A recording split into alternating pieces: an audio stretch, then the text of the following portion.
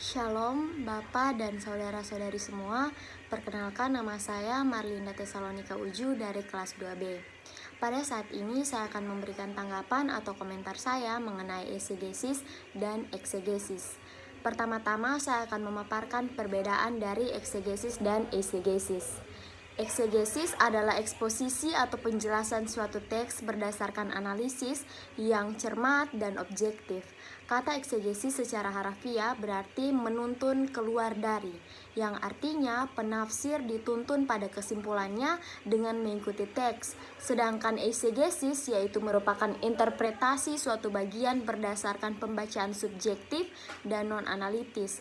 Kata eisegesis secara harafiah berarti mengarahkan ke dalam, yang berarti penafsir menyuntikkan gagasannya sendiri ke dalam teks, dan menjadikannya berarti apapun yang diinginkannya. Nah, ketika saya membaca dan memahami maksud dari kedua kata ini, maka saya memperoleh kesimpulan bahwa eksegesislah yang tidak berlawanan dengan kitab suci.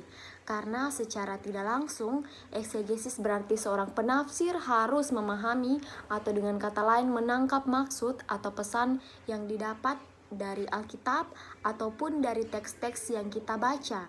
Atau kata lainnya, eksegesis sebagai penafsiran teks Alkitab untuk menguraikan hal-hal yang tidak jelas dan mencari detail suatu kata atau teks dengan tujuan mendapatkan atau menentukan makna yang pasti. Nah, seperti yang terdapat dalam kitab 2 Timotius 2 ayat 15 yang mengatakan bahwa usahakanlah supaya engkau layak di hadapan Allah sebagai seorang pekerja yang tidak usah malu, yang berterus terang memberitakan perkataan kebenaran itu. Melalui kitab 2 Timotius 2 ayat 15 ini, kita diajarkan untuk seorang pelajar Alkitab yang jujur sebagai seorang yang akan menjadi penafsir. Apalagi kita yang dididik untuk menjadi seorang hamba Allah yang mau menyampaikan segala sesuatu sesuai dengan kehendak Allah dan membiarkan teks itu berbicara sendiri, dan bukannya malah mencoba untuk menyelaraskan teks dengan praduga kita sendiri sebagaimana pengertian dari eisegesis.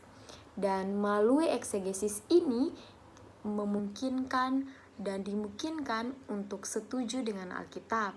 Sedangkan eisegesis berusaha memaksa Alkitab untuk setuju dengan kita dan pola pikir kita. Bertolak dari pengertian eksegesis dan eisegesis, eksegesis dan eisegesis memiliki langkah-langkah atau proses-proses. Nah, proses-proses dan langkah-langkah yang akan kita bahas lebih dulu, yaitu yang pertama adalah proses dari eksegesis. Dalam melakukan metode eksegesis melibatkan yang pertama adalah pengamatan. Jadi dari pengamatan yang dilakukan, seorang penafsir terhadap suatu teks adalah apa saja yang dikatakan dalam perikop dalam teks tersebut. Dan yang kedua adalah interpretasi, yaitu apa saja yang dimaksud dengan bagian tersebut. Yang ketiga kita masuk pada korelasi, yaitu bagaimana bagian ini berhubungan dengan bagian lain dari Alkitab atau teks yang penafsir baca.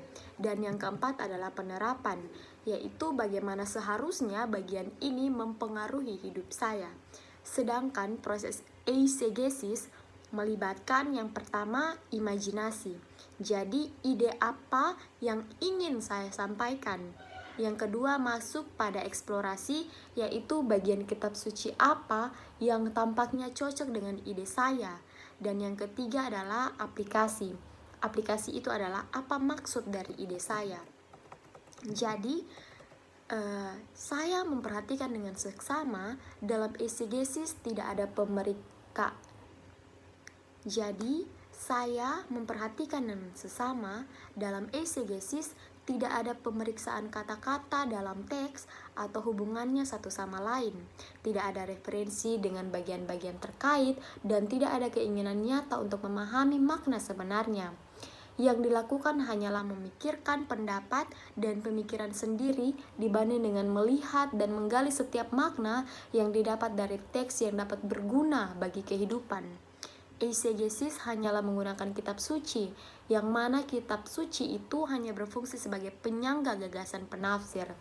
Jadi, dari pemaparan yang telah saya sampaikan, akhirnya saya memahami dan mengerti bahwa hal yang diperlukan oleh kita, khususnya sebagai pelayan Allah dan yang menafsirkan setiap isi Alkitab, bahkan teks-teks yang terdapat dalam buku-buku yang dipelajari oleh kita nantinya, adalah bahwa kita harus mengedepankan dan merealisasikan metode eksegesis dalam setiap penafsiran-penafsiran yang akan kita lakukan.